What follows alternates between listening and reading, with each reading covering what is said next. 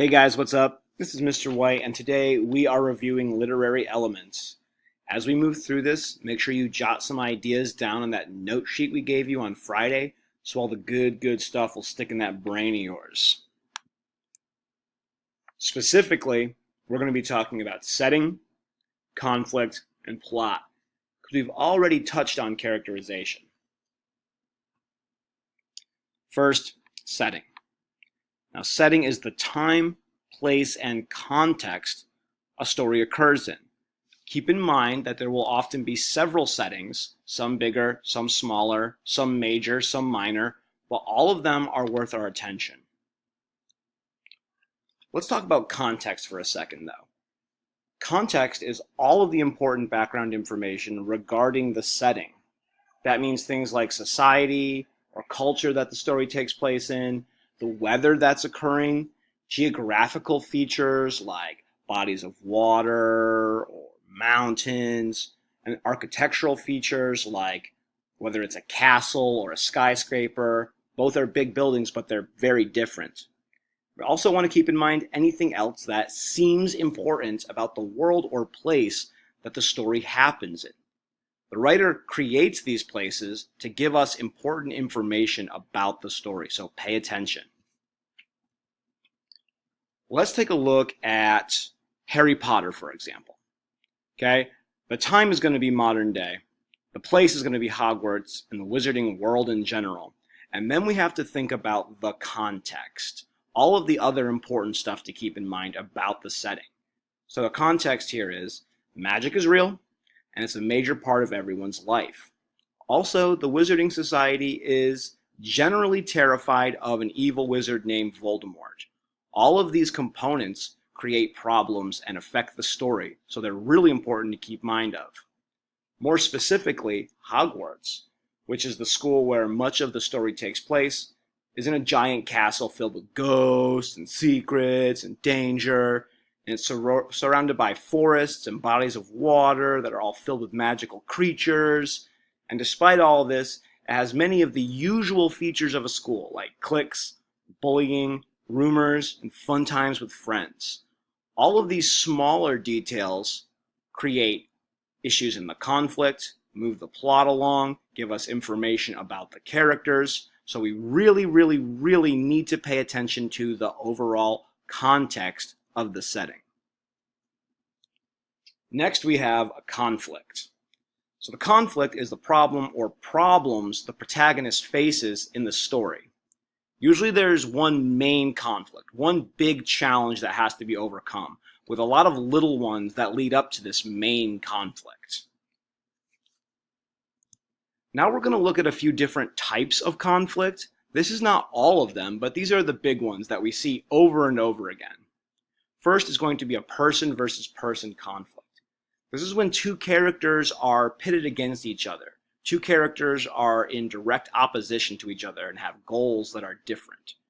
So the antagonist or villain generally tries to keep the protagonist from reaching his goal.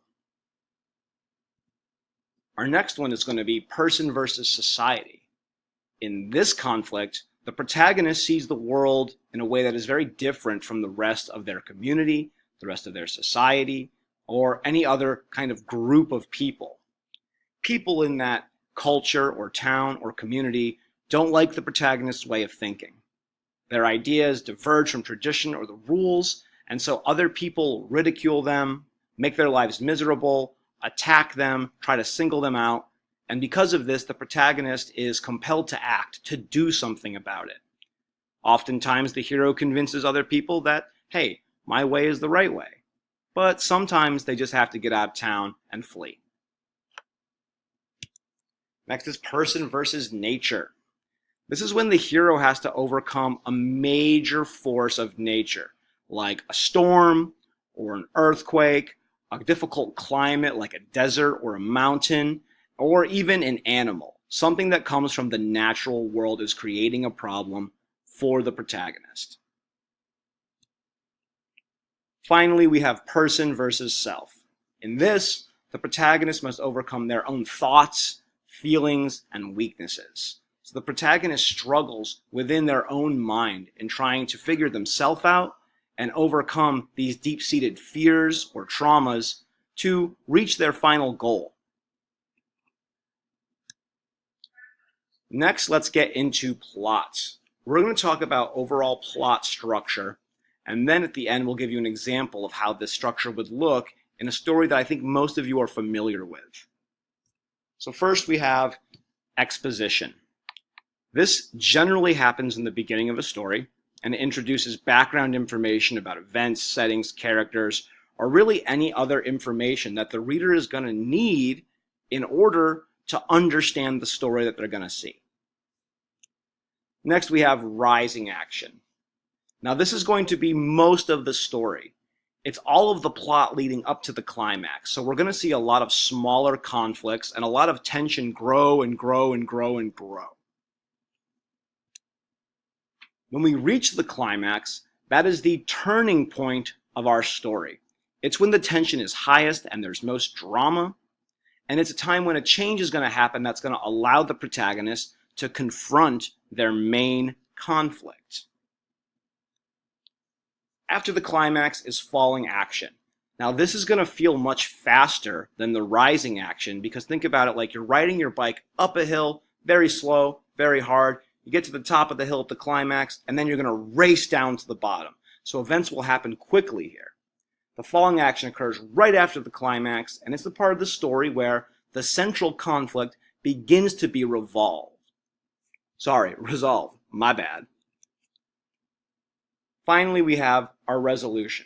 The resolution means the unfolding or solution to the main conflict of the story. A fancier word to use for this is going to be the denouement. All right, so if we're looking at a story that we're all familiar with, the plot of The Giver goes a little something like this. In our exposition, we learn all about the community, the setting of the story, our protagonist Jonas, and the ceremony of 12, which is going to set up all of the action throughout the rest of the book. Our rising action is going to be Jonas being named receiver and all of the training and learning under the giver. The climax is going to be the releasing of the babies because this moment horrifies Jonas to the point where he feels he has to act. Our falling action is the devising and executing of the giver's plan. And finally, as Jonas escapes the community, he finds elsewhere, we have our resolution.